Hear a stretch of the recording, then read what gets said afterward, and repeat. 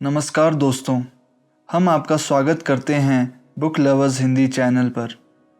हम आपके लिए रेगुलर इंटरवल्स पर नई बुक समरीज़ लेकर आते हैं। आज हम बात करेंगे एक ऐसी किताब के बारे में जो बहुत विख्यात और मशहूर है। इस किताब का नाम है द डा विंची कोड। आपने ज़रूर कभी ना कभी इस किताब के बारे में सुना या पढ़ा होगा। तो चलिए देखते हैं कि ऐसा क्या खास है इस बुक में जो इसकी मिलियन कॉपीज़ ऑलरेडी सेल हो चुकी हैं और क्यों इस पर एक मूवी भी बनी है। द डा विंची कोड का हिंदी में विस्तृत सारांश। The da Vinci code Dan brown द्वारा लिखित एक रोमांचक रहस्यमय थ्रिलर है। इस पुस्तक में धार्मिक इतिहास, सीक्रेट सोसाइटीज़ के रहस्य और एक खतरनाक साजिश के तत्व शामिल हैं। भूमिका और पृष्ठभूमि। कहानी की शुरुआत पेरिस के प्रसिद्ध लूव म्यूज़ियम से होती है, जहां म्यूज़ियम के क्यूरेटर जैक सोनिये की रहस्यमय तरीके से हत्या हो जाती है।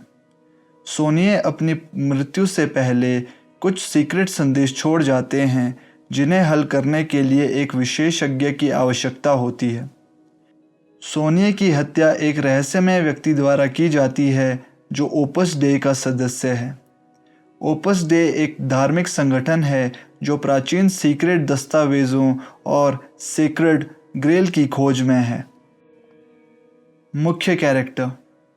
कहानी के मुख्य कैरेक्टर्स रॉबर्ट लैंगडन और सोफी नोवर हैं। रॉबर्ट लैंगडन हार्वर्ड यूनिवर्सिटी के रिलीजियस टाइपोलॉजी के प्रोफेसर हैं। वे पेरिस में एक सम्मेलन के लिए आए हुए थे। सोफी नोवर फ्रेंच पुलिस की एक क्रिप्टोलॉजिस्ट और सोनिये की पोती हैं। सोफ़ी ने अपने दादा से दूर होकर अपनी ज़िंदगी बिताई है और उनकी हत्या की खबर सुनकर शॉक्ड हो जाती है। सोफ़ी को बचपन में कई सीक्रेट बातें सिखाई गई थी जिनका रहस्य अब उसे समझ में आता है। हत्या और सुराग। लूव म्यूज़ियम में सोनिये की हत्या के बाद पुलिस रॉबर्ट लैंगडन को बुलाती है ताकि वे सोनिये द्वारा छोड़े गए सुरागों को सुलझा सकें। सोनिये ने अपने खून से कुछ सीक्रेट संदेश और प्रतीक बनाए हुए थे। इसके साथ ही उन्होंने अपने शरीर के साथ एक पेंटिंग मोनालिसा के पास कुछ नंबर्स और एक शब्द लिखा था। लैंगडन और सोफ़ी जब मिलते हैं तो वे सुरागों को सुलझाना शुरू करते हैं। सबसे पहला सुराग उन्हें लियोनार्डो डा विंची की प्रसिद्ध पेंटिंग मोनालिसा की ओर ले जाता है। प्रथम सुराग। मोनालिसा की पेंटिंग के पास वे पाते हैं कि सोनिये ने पेंटिंग के पीछे एक और सीक्रेट संदेश छुपाया था। इस संदेश में कुछ नंबर्स और एक शब्द लिखा होता है जिसे समझने के लिए लैंगडन और सोफ़ी को दिमागी कसरत करनी पड़ती है। इस संदेश से उन्हें पता चलता है कि उन्हें अगले सुराग के लिए द लास्ट सपर पेंटिंग के पास जाना होगा। ये पेंटिंग भी लियोनार्डो डा विंची द्वारा बनाई गई है और इसमें कई सीक्रेट संकेत छुपे हैं। सीक्रेट सोसाइटी का रहस्य। सुरागों को सुलझाते हुए लैंगडन और सोफ़ी एक secret society priori of sine के बारे में जानकारी पाते हैं। ये समाज सदियों से यीशु मसीह और मैरी मैग्डलिन के वंशजों की रक्षा करता आ रहा है। इस सीक्रेट सोसाइटी के प्रमुख सदस्य Leonardo da Vinci, Isaac Newton और विक्टर ह्यूगो जैसे प्रसिद्ध व्यक्ति रहे हैं।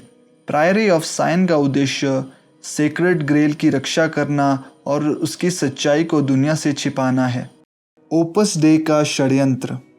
कहानी में एक अन्य महत्वपूर्ण सीक्रेट सोसाइटी ओपस डे भी है जो कैथोलिक चर्च से जुड़ा हुआ है। ये समाज प्रायरी ऑफ साइन के रहस्यों को उजागर करने और उन्हें नष्ट करने का प्रयास करता है। ओपस डे के सदस्य विशेष रूप से सिलास नामक एक व्यक्ति लैंगडन और सोफ़ी के पीछे पड़े हुए हैं। सिलास एक समर्पित अनुयायी है जो अपने धर्म के नाम पर किसी भी हद तक जा सकता है। उसे लगता है कि सेक्रेड ग्रेल की खोज कर वह अपने धर्म की महान सेवा करेगा। सेक्रेड ग्रेल का रहस्य। लैंगडन और सोफ़ी की यात्रा का मुख्य उद्देश्य सेक्रेड ग्रेल का रहस्य उजागर करना है।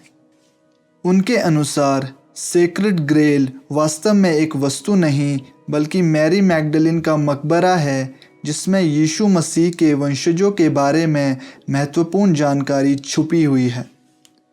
लैंगडन का मानना है कि ग्रेल की सच्चाई अगर सामने आई तो यह पूरी दुनिया के धार्मिक इतिहास को बदल सकती है। ये रहस्य सदियों से सीक्रेट सोसाइटीज़ और धार्मिक संस्थाओं द्वारा छुपाया गया है। रोमांचक दौड़। लैंगडन और सोफ़ी सुरागों का पीछा करते हुए कई खतरनाक और रोमांचक परिस्थितियों का सामना करते हैं। वे पेरिस से लंदन तक की यात्रा करते हैं जहां उन्हें विभिन्न ऐतिहासिक स्थलों और प्रतीकों का सामना करना पड़ता है।